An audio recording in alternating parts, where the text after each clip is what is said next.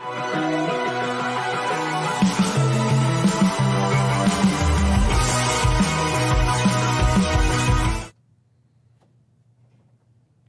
Wild Card Weekend in the NFL. The Saints are not taking place, but really it's a week of change in the NFL. We have 8 new head coaching jobs available since middle of last season.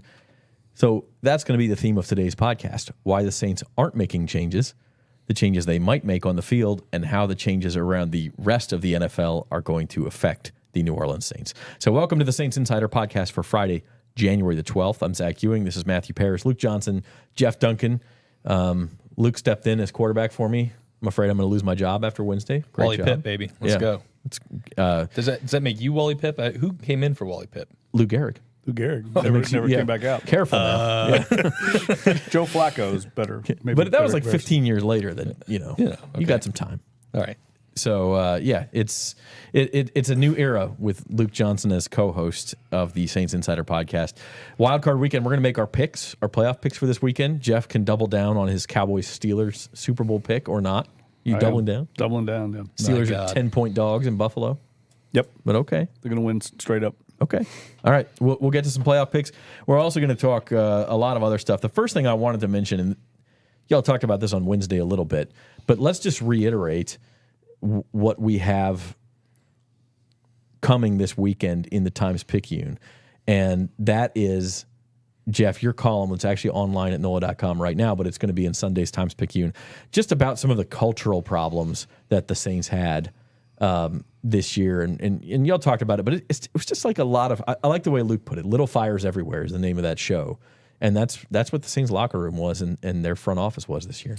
Yeah, and I think it's important to note a few things. One, it's not uncommon for these kind of things to happen when you have a disappointing season. And the Saints at one point were staring at maybe really a really sub 500 season, and they kind of put things together and finished strong. But at the time, most of these cultural issues, these locker room issues, it was when they were struggling, and that tends to happen. There's so much pressure on the team. And then, I think it's most important to note that it's not the entire locker room or the entire operation that's a problem. And I think that's what's gotten misconstrued a little bit, is everyone thinks it's this, this huge, widespread problem. And I don't think that's the case. I think most of the players on that team are on board, are supportive of the mission, believe in the coaching staff to some degree, I think.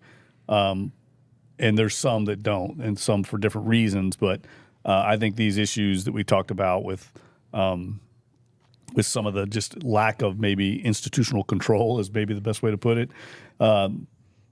That's, to me, just a sign of bigger things, like Luke was saying. Each one individually looks small. I think that's why we use the broken windows theory in the story to kind of explain is that, each one in itself is not that big a deal, but when you start adding it all up, it paints a bigger picture of maybe a lack of attention to detail and discipline and some of the other things that we think probably trickle down to the field. When you watch them play on Sunday, you can see some of these things kind of raise their head, and we saw it all season long.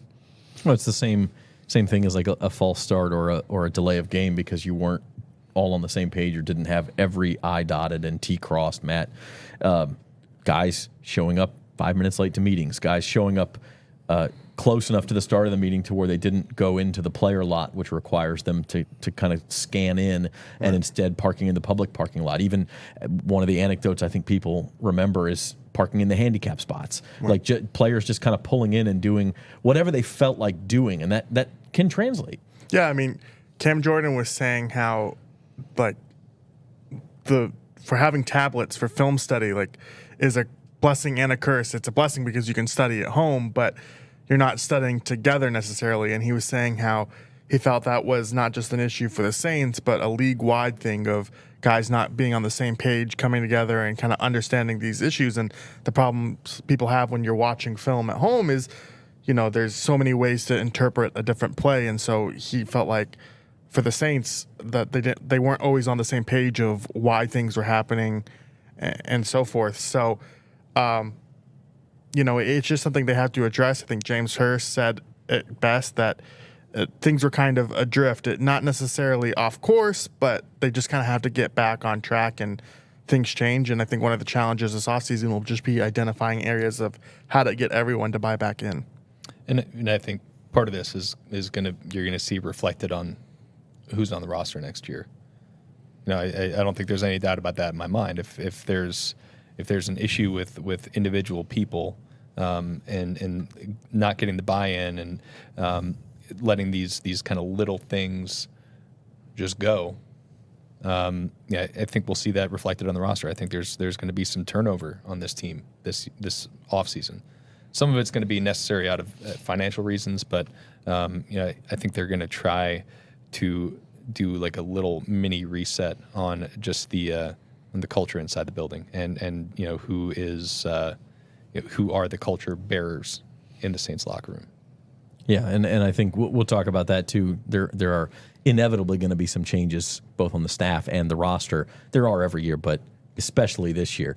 And I think what we put on this first graphic is like there's really one way to cure this for Dennis Allen, because you mentioned this too. It doesn't matter what story we post on Twitter or Facebook or something. The comments are all, well, that's Dennis Allen's fault if it's negative. And if it's positive, it's like, well, imagine how good things could be if Dennis Allen wasn't here. It's like everything comes back to firing the coach. Yeah, it could be like a guy getting whipped in pass protection and giving up a sack on third down, and like 5 quote tweets that just like say #fire Dennis Allen. It's like, well, Dennis Allen's not pass protecting out there, right?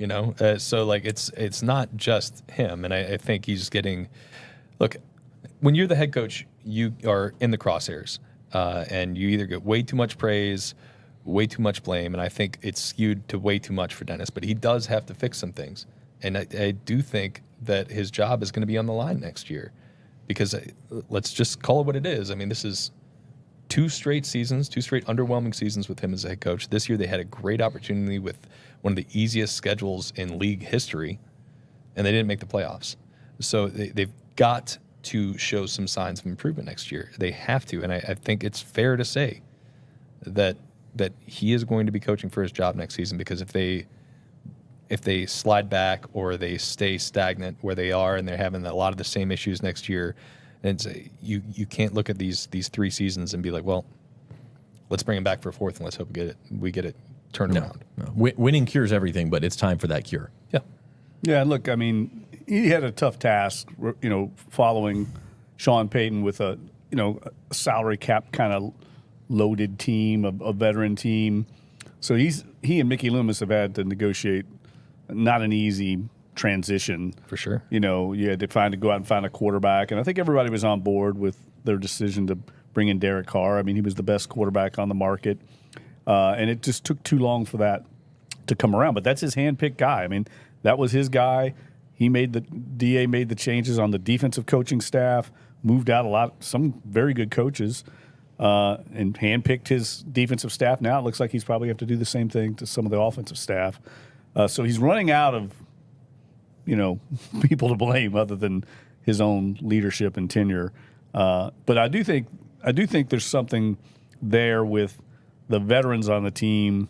And I think this is important to point out too from my column is there's a lot of speculation about, is the coaches to blame, the players to blame, it's everybody. And I think Dennis Allen said that, and he's not getting any credit for saying that. Like he said, I've got to coach better. He knows, I think he's probably been a little lenient trying to do the good cop approach to Sean Payton's bad cop, and some people didn't respect that, I think. So he's got to improve and grow on the job, but I don't think he's not being accountable, and I don't think he's saying it's all the players' fault. And I think it's important also to note that the veteran players on the team, when the tablet, the studying thing that I brought up, the veteran players on the team were livid about that. They were livid. They read the younger players, mostly younger players that weren't adhering to this. They read them the Riot Act. So this wasn't just the coaches being upset about it. The guys on the team, the true pros, were upset about it. So it's not quite as cut and dried and black and white as everybody's trying to make it out to be. Yeah. Saints Insider Podcast is brought to you by Bank Plus. I don't have the read card, so this is going to be a test of my memory. Oh, man. It might be the first time, but I know that Bank Plus is here for New Orleans. They're community-based, home loans, bank anywhere technology, all that stuff, and you can learn more at bankplus.net. So It's impressive. Cliff's Notes. Yeah, that is the extreme Cliff Notes version. Yeah, Cliff's Notes version of our friends at Bank Plus, but we do appreciate them. Also, subscribe to the Saints on NOLA.com YouTube channel if you have not already. Every week we get the stats. We see we have a couple thousand people watching, and 60 to 70% of you all are not subscribed to the channel. So go ahead and click the subscribe button. That way you can hit the bell notification whenever we have a new video. Hit the thumbs up button if you like the job that we do, and keep tuning in. So we appreciate that. You know, it's interesting. You talk about the schedule, Luke, and how easy it was this year. And you look at next year, and yeah, the schedule's worse because it almost can't not be harder. But they still have a division that is very much in flux. But that's where I kind of wanted to go next, is while the Saints are sort of deciding to give Dennis Allen one more year, Matt. And yeah, there may be staff changes. There will be staff changes. The rest of the league, it has like an itchy trigger finger. I mean, we've got 8 franchises that are hiring head coaches this cycle. Gerard Mayo hired by the Patriots this morning. That's the first one, replacing Bill Belichick. Washington Commanders, your old stomping grounds. Sure. Taunted too. Are one of them. Yeah. but another couple of them are the Carolina Panthers, who fired Frank Reich midseason, and the Atlanta Falcons, who fired Arthur Smith on Sunday night. These franchises could look dramatically different by the time that the 2024 season kicks off. Yeah, I think I looked at it the other day. I think the strength of schedule for New Orleans next year is like 4-5-5, and it was 4-3-3 this year. So it's not a dramatic increase, but you look at kind of those teams, you know, they play the Chargers. They'll probably be a lot better once they hire a competent coaching staff and get Justin Herbert back on track. The Panthers, the Falcons, like there is some things here, but, you know, going back to what we were talking about with Dennis Allen, I think why fans are so kind of upset at him is, one, Luke, you kind of touched on it on the last show, if the same things keep happening. And then also, like, you look around the league and so many teams are making changes, making dramatic overhauls. And, you know, the fan base is kind of wondering, well, why aren't the Saints doing that? This is 3 years of missing the playoffs. But I think there is some debate there of whether, like, I personally don't think that's, like, the right approach. But I also wonder, like, you know, what are we doing here kind of thing, like rolling over the cap year to year, and what's the long-term vision? And it seems like very much they're trying to get by at the moment, but that's why they haven't made a change, I think. Yeah. But it does matter. Things don't happen in a vacuum. It does matter what happens around you, Jeff. And you kind of just floated the possibility of, and this is hypothetical, of course, but what if the Falcons hired Bill Belichick and the Panthers hired Mike Vrabel? How much different does this division look then? Yeah, those teams could be dramatically improved, right? I mean, I think we all agree that the Falcons, they're a quarterback away, I think, from winning the division, or being the best team in the division. And that can happen in one offseason, we've seen. So I think that adds a little bit to the anxiety of the fan base right now. And the Saints, as we all know, I mean, that's the one thing that has surprised me a little bit is just how, I don't know if surprised is the right word, but upset fans are that, you know, Dennis Allen's being retained. I mean, if you followed this team and this organization and Mickey Loomis's track record and his modus operandi, I mean, that's how they operate. I mean, they view that as a strength, not a weakness. So I'm just surprised that more people are surprised that they haven't made changes. They're going to make some changes to the coaching staff. The coaches are off all week.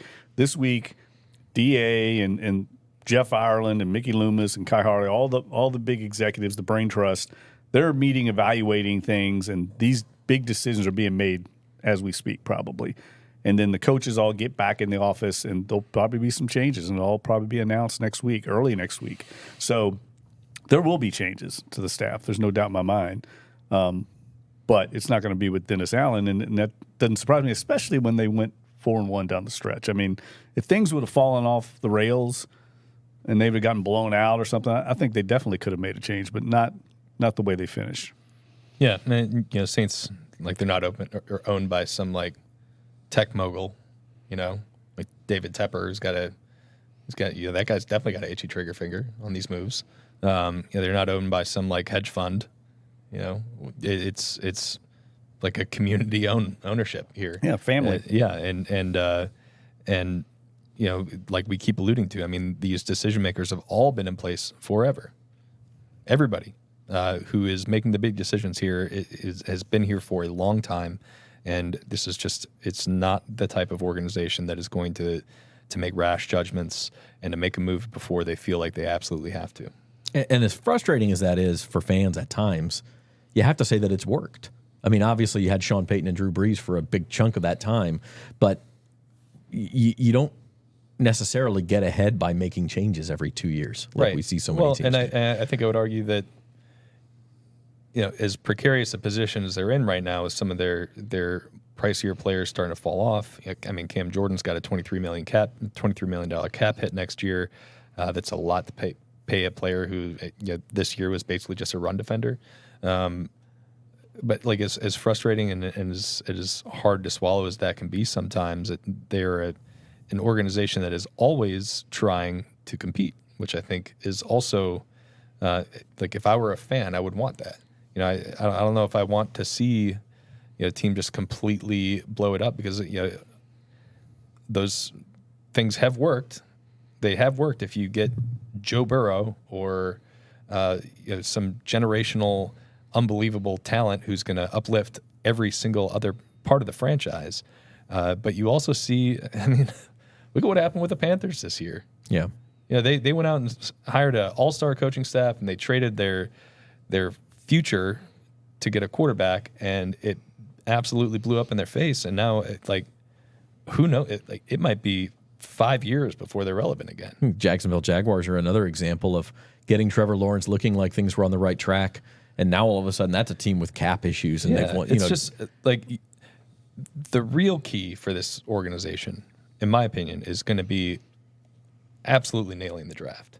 And maybe that involves some really tough decisions on players who are expensive, and you have to use them as tradable assets. We're talking about potentially Marshawn Lattimore. I think you could throw Alvin Kamara in that mix. They have to do some nimble work with their cap figures to make that happen. But you could do this little mini reset, acquire some draft assets, and if you actually hit a draft class, which has been really hit or miss for the Saints, if you actually hit on one, you can completely alter the course of your franchise trajectory. That's exactly what Philadelphia did. They were in the same position the Saints were in a couple years ago. They had to eat this huge number for Carson Wentz. They were coming off disappointing seasons, after this really great stretch, and they looked like a team that was kind of dead in the water. And they draft Jalen Hurts in the second round, and they draft Devontae Smith, and they draft all these guys who eventually fueled a Super Bowl run. So that is the most important part to me, especially with the team being in the cap position they're in right now. And I think if you've got just a steady, stable franchise in place, even if that's pissing people off right now, I think there's an avenue there for the Saints to quickly turn this around. But they have to really nail things. They can't just like have some half measures, which I think they kind of had to do this past offseason. Yeah, I think the thing with that though is it's just a much harder line to walk. Like even the Philly example, they drafted Hurts the year before, but when they wanted to eat Wentz, they tanked at the end of that year, got a higher draft pick, and then rebounded quickly because they were in better draft position.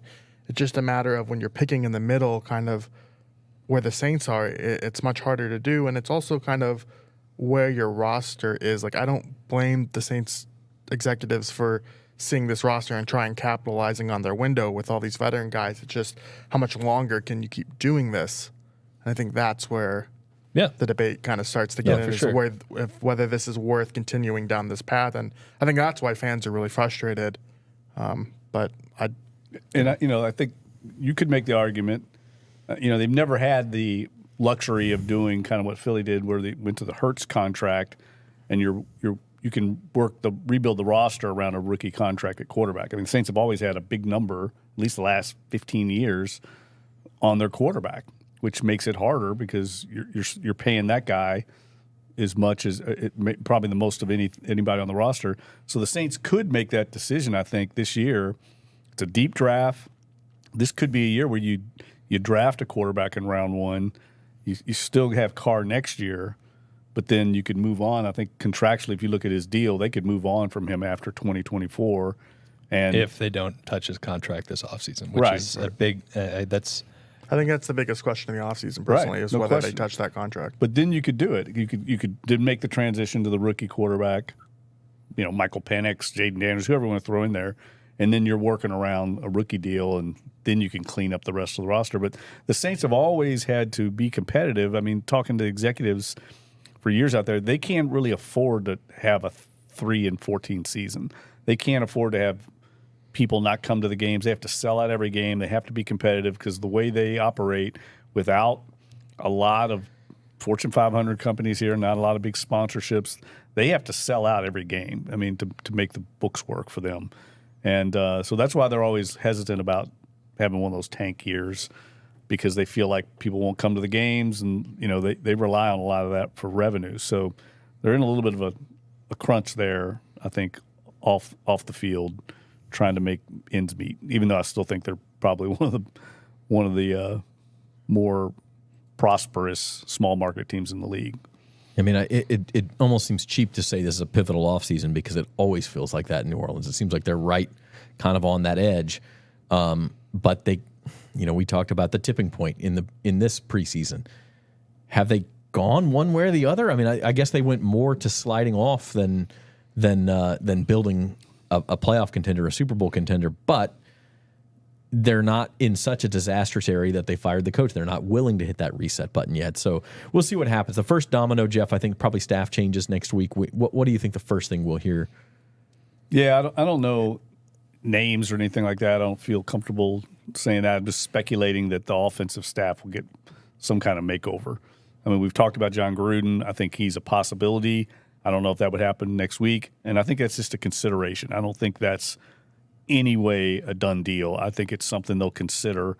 John Gruden would have to consider it too, and he might have a head coaching opportunity. I doubt it, but I do think there's some kind of makeover that they're going to do. But I don't think, just listening to DA talk on Monday, I asked him about, would he consider changing the offensive system and changing the scheme, if you will, because they've run the same system under Sean Payton now for, I think it's 18 years.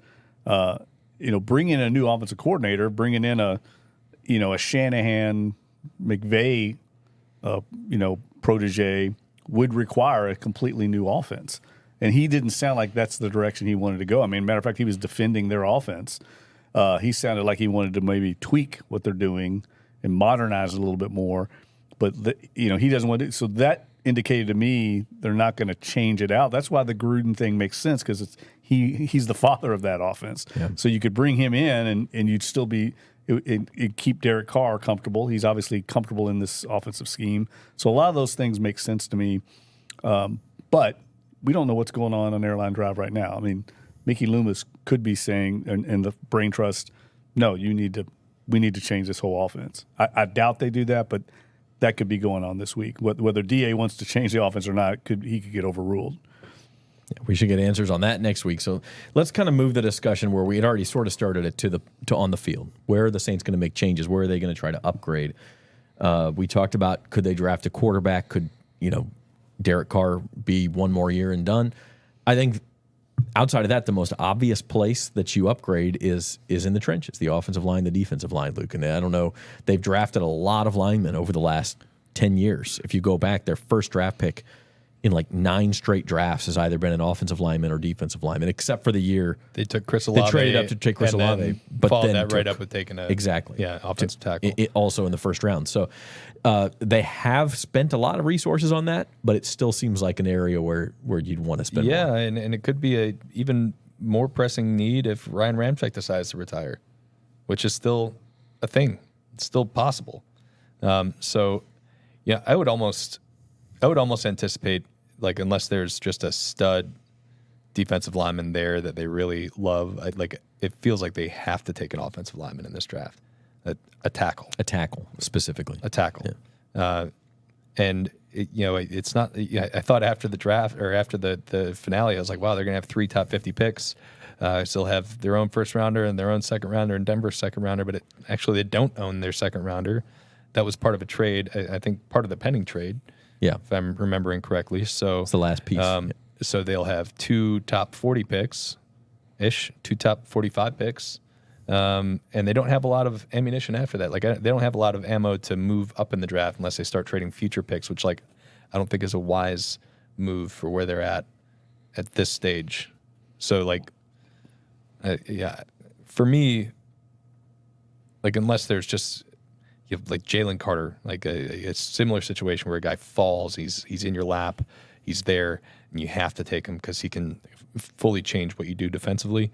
I mean, it has to be a tackle for me, and then they have to keep addressing their defensive front because like those two areas, I think if they would have played marginally better on both the offensive line and the defensive line throughout the course of the 2023 season, they're a playoff team. Just a little bit better. If they can get a lot better, they could be a good team. But they couldn't run the ball. They couldn't pressure the passer. For large chunks of the season, they couldn't protect Derek Carr.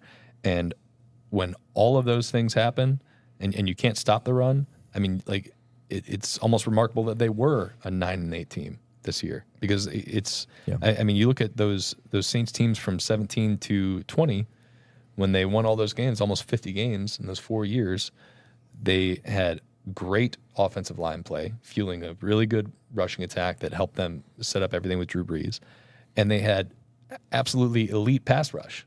They were top 5 in the NFL in sacks year after year, and it was all coming from the defensive line. And those teams were all like top 5 in the NFL in run defense. That's why they were good.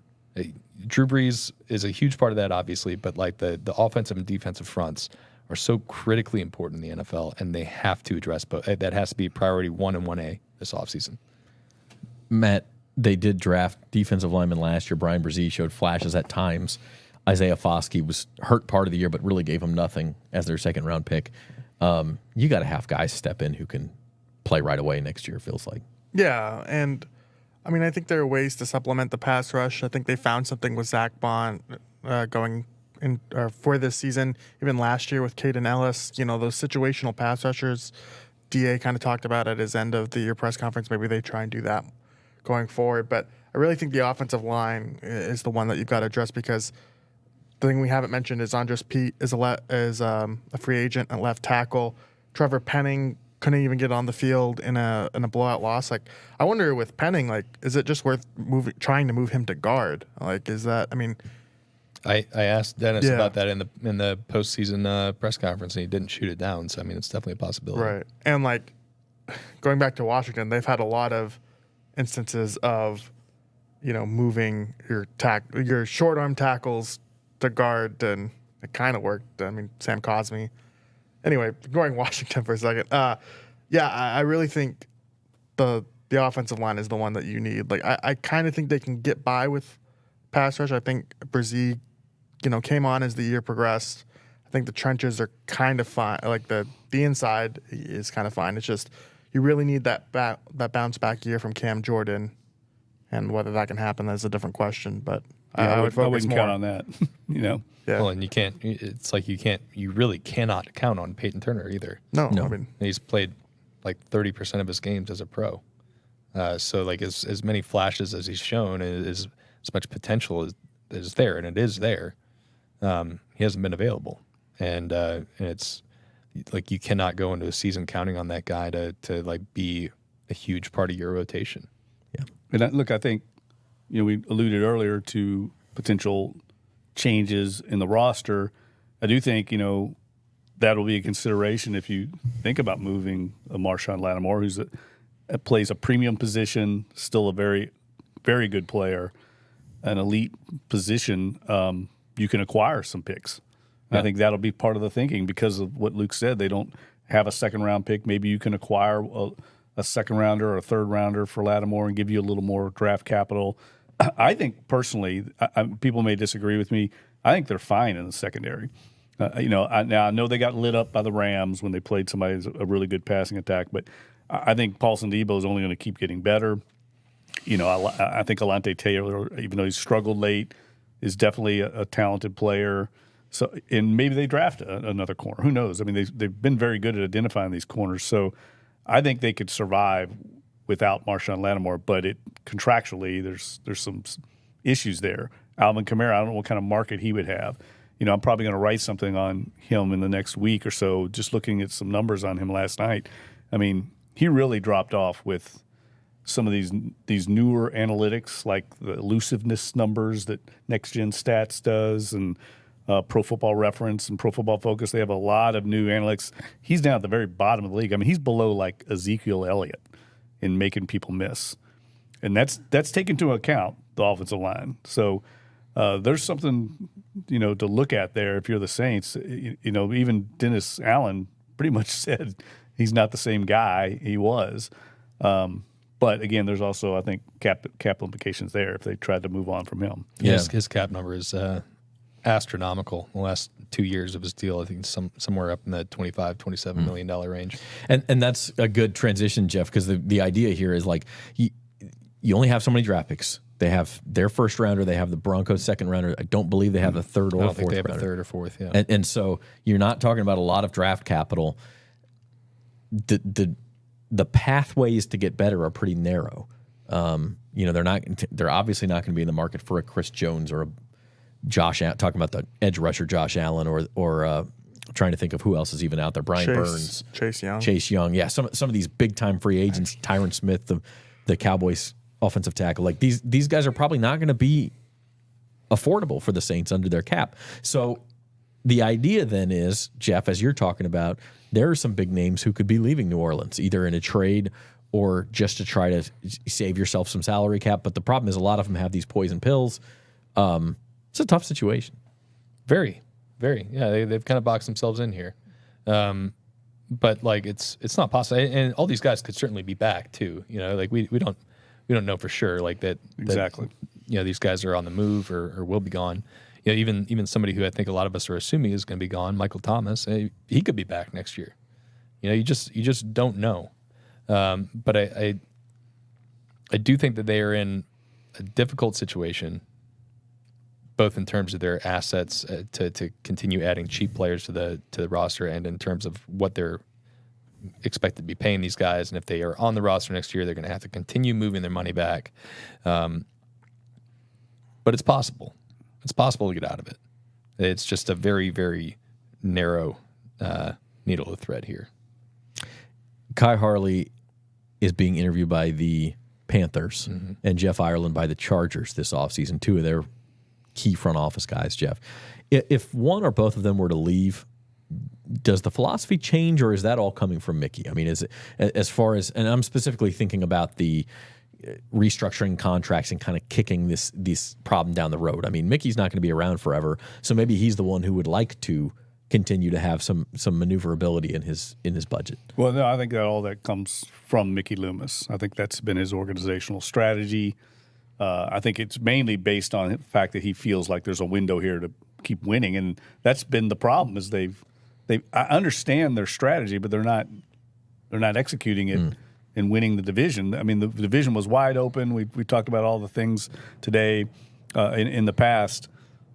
Play the easiest schedule in the league, all this stuff, and they still couldn't win the division. So I understand what they were trying to do, but falling short of that does leave you, like Luke was saying, in a box. I mean, they box themselves in because of this strategy, and that's one of the reasons why a lot of teams in the league don't do what the Saints do. They don't want to get caught in this situation.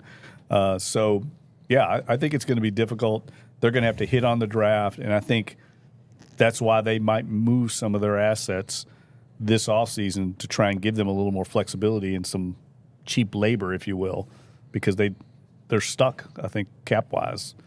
Could be definitely moving into a new era. We talked about Michael Thomas, Alvin Kamara, Marshawn Lattimore, throwing Ryan Ramczyk, who could be forced into like a medical retirement. We don't know. Like that 2017 draft class that could be gone. It rebuilt this franchise really in the middle of the Drew Brees era could be completely gone by the start of the 2024 season. Or maybe one guy's left, maybe Lattimore's left. Don't know, but they need another class like that. And maybe the best player from that draft class is playing for the Cincinnati Bengals right now. Trey Hendrickson. Yeah, at least he definitely had the best season out of that group this year. One guy I'll throw in there all the time. It's not part of the draft class, but he's part of that year. Is Taysom Hill? I think he'll still be around.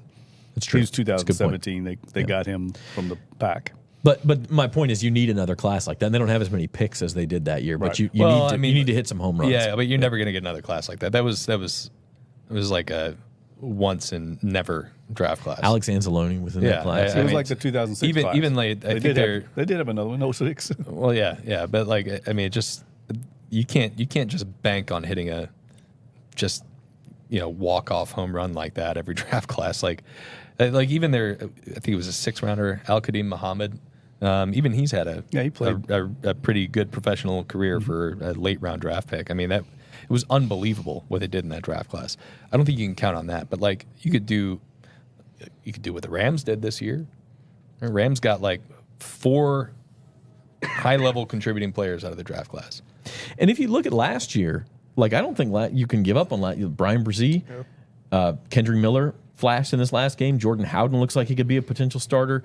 A.T. Perry looks like he'd be. You don't know about Jake Hayner yet. Nick Saldiveri didn't play much, but if you could get let's say 3 solid starters out of that group and then do it again this year, then maybe you didn't have the 17 draft class, but over 2 years you've kind of managed to reset things. So yeah, I mean it's those guys are fine role players. I think that's what this year showed, but you kind of want a higher ceiling than maybe what Brzee is, or even a guy like A.T. Perry. I mean, if they release Thomas, I'm sure he could step into a bigger role, or if Thomas leaves rather, but it's just what's the ceiling? Is A.T. Perry going to become a superstar? Probably not. He's a 6th round pick. Like, it's just you want to try and find kind of higher quality guys who can contribute right away, because as good as this draft class may have turned out to be, they were very slow developing throughout the year. They came on late, but also this roster didn't have a lot of room for them to play. Like, if you're going to have a draft class next season that contributes right away, like, you've got to free up some space for those guys to actually play.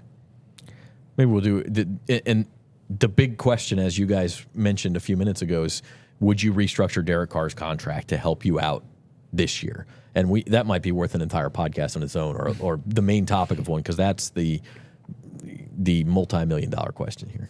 Yeah, it absolutely is. It's going to be fascinating to see how they handle that this year, because if they don't touch it, that is a signal that they are willing to keep their options open after the 2024 season. I mean, I think we are all kind of anticipating they will touch it, because they have to clear, I think as of today, it's like $76 million in cap space just to be compliant with the salary cap. It's not to have room to sign players and all that. That's just to be under the salary cap by the start of the new league year, which is March 15th this year.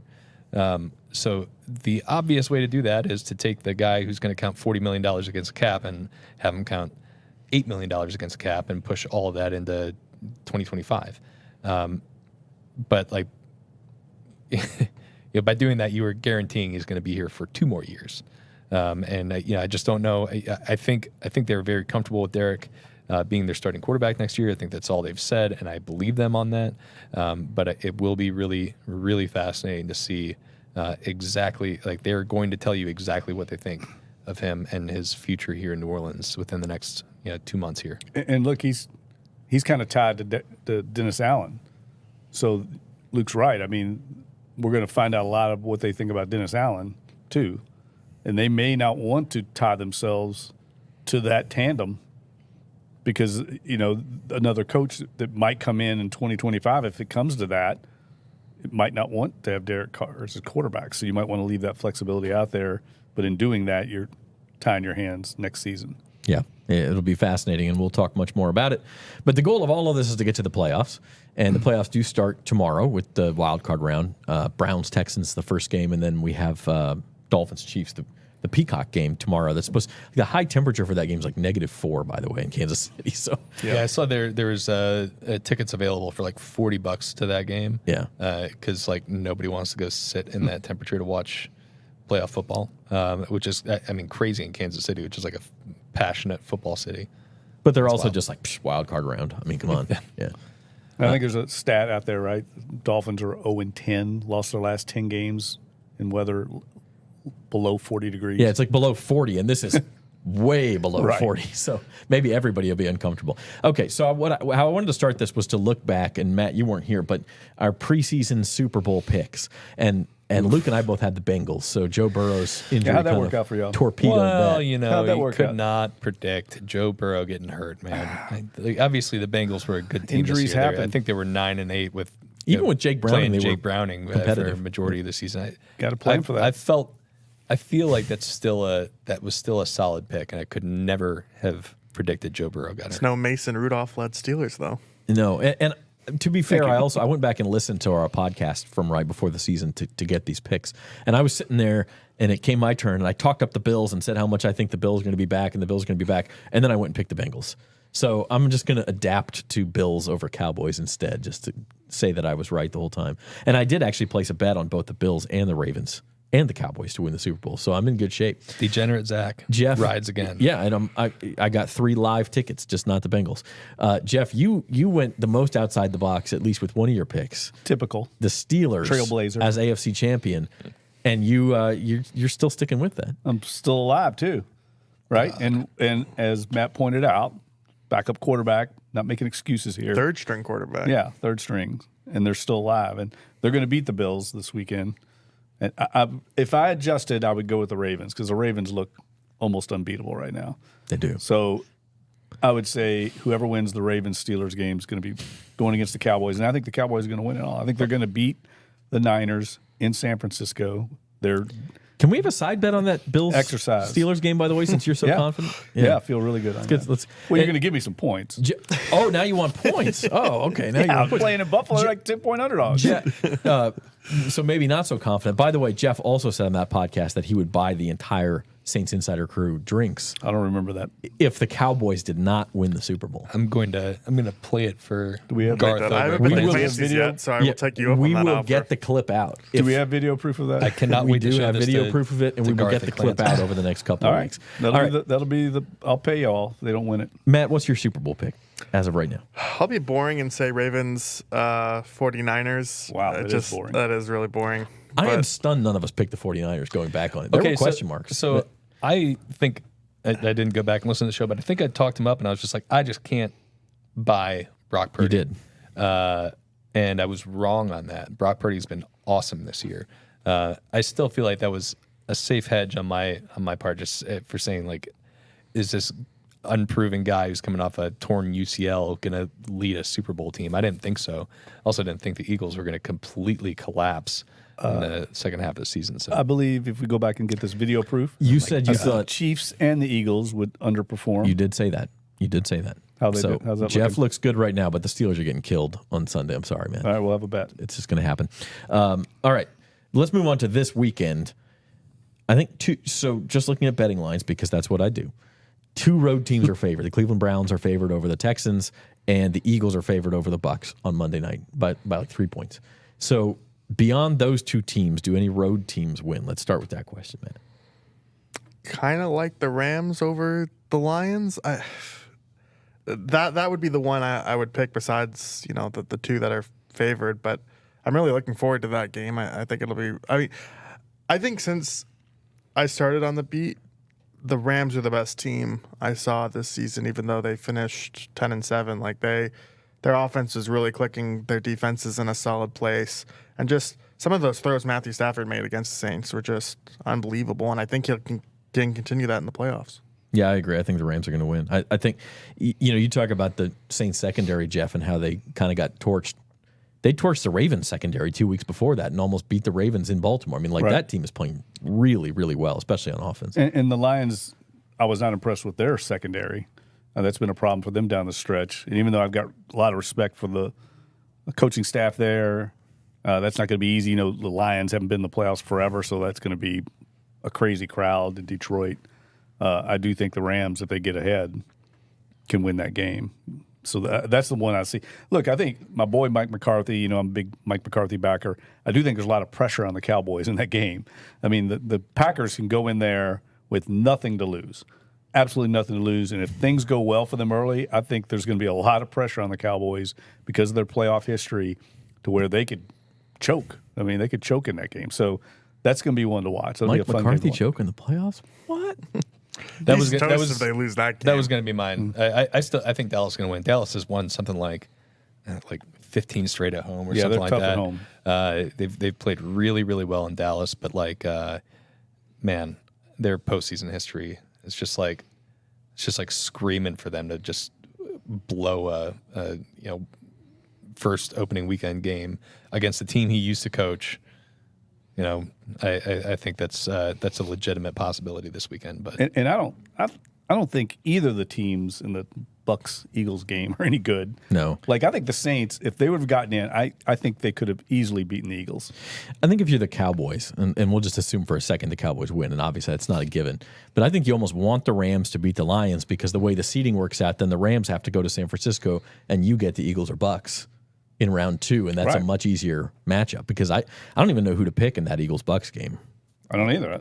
I pick the Eagles still. The Bucks are ascending, the Eagles are descending, but like are the they Bucks ascending? I was going to say, the Bucks won 5 out of 6. 9-0. They won 5 out 9 of 6 points but, against the But I mean, Carolina that Panthers. Carolina and the Saints game beat the brakes off them. Yeah, I mean, just like, not any good.